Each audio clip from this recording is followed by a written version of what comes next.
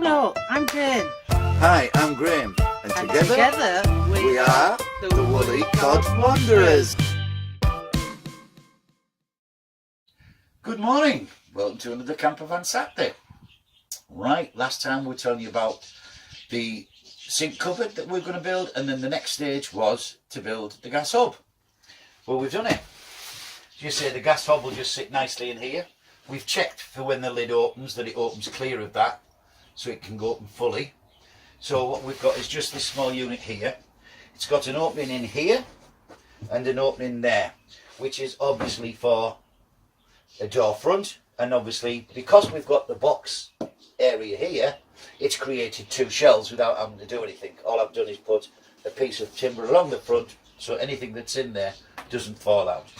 So what we've got is we're going to have this door, which obviously needs to be sanded and painted, which is going to sit on there like that, yeah, which is going to be the main access to that.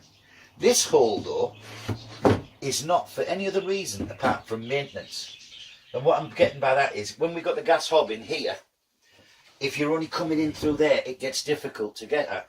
So what we've got is a smaller one, which is then going to sit on here, and then that'll be hinged so that if we need to get in to work at the gas, or there's a problem with the gas pipes or anything, we've got easy access to it. So that's what they're for. So that's what we've been on. We've got that done.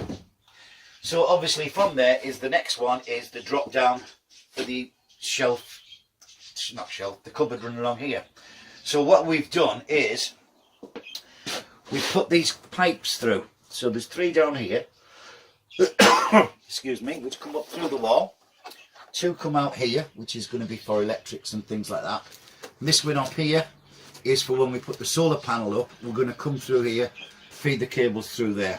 And the other one of these is we've got for the solar panel we've got a monitoring unit. We're not sure if we're going to mount it here or out there, but obviously so we've got plenty of cable areas to put our cables. So that's what they're all there for. So we've sorted that out now. Insulated underneath, you've got the Reflectix and the silver foil up to this point, because here is where it's 3.5mm ply that we've put on there, which obviously acts as the backdrop for the unit. So this is the unit frame.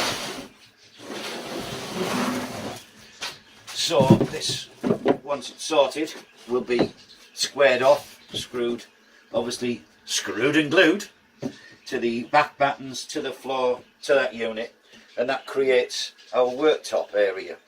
And this obviously is going to go from here right to the back of the window, because to take it underneath there, which will give us a nice even level work surface. Then if you notice on the end there's a triangle shape, well not triangle, an angle shape which runs along here and then there. And what this is going to be for is obviously an extension of this. This worktop will carry on to here, just slightly past there to give it a nice edge, and then we'll round it off. But what's going to be in here is obviously all these cables run down, and all my cables are going to run up into there. So what we'll be looking at doing is incorporating this small door, somewhere on here, which is basically an access, well we'll have it that way around, so it opens that way. But it'll be an access cupboard for bits and bobs, and also to the main wire area. And then either, if that's on here, we may have a section here which will have your plugs and switches on here, but we're not 100% certain on how that's going to go yet. So that's that bit. As to the front of this, what we've got is, that's going to be your cupboard door that will be mounted on here. And obviously we're looking at putting a shelf in, so you've got two shelves in there, and then the rest of this will be tongue and grooved. But this section here, we thought, well, we need drawers, you need a cutlery drawer, things like that. So these are again off our old caravan, and what we're basically going to do is we're going to have two of them here, one at about here and then the other at about there. So we've got the drawer space. So what we have to do is obviously fix the rails on here, sort out where they want to be, screw and glue that, screw and glue that to the wall, and get the worktop on. So So that's the next stage, and that's what we're on to today. So better crack on and get it done. Bye for now. Hello. Right, we've started buttoning the cushions. We've already done 6 here. Basically it's we've had buttons upholstered within the same fabric as our upholstery fabric. We got them done in the shop, and also bought this proper twine for button tufting. So right, we've marked out where they need to be, and then you just find where we want it in the dip,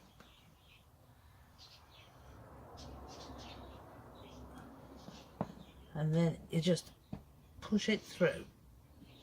Ooh. It's got a point on both ends, so it's very scary. Ooh. Push it through the fabric underneath. Very pointy end. Ooh. And then need to, it's sharp.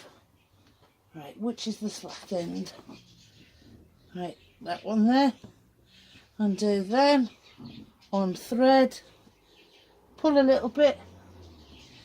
Right, now very carefully remove.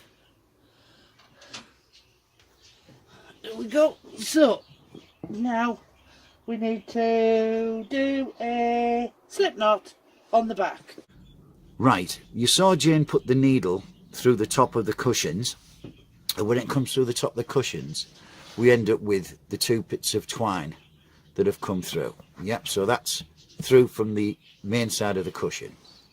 These are then the back buttons, and these back buttons need to be tied onto this with a slip knot so that you can pull them down like we've done these ones here.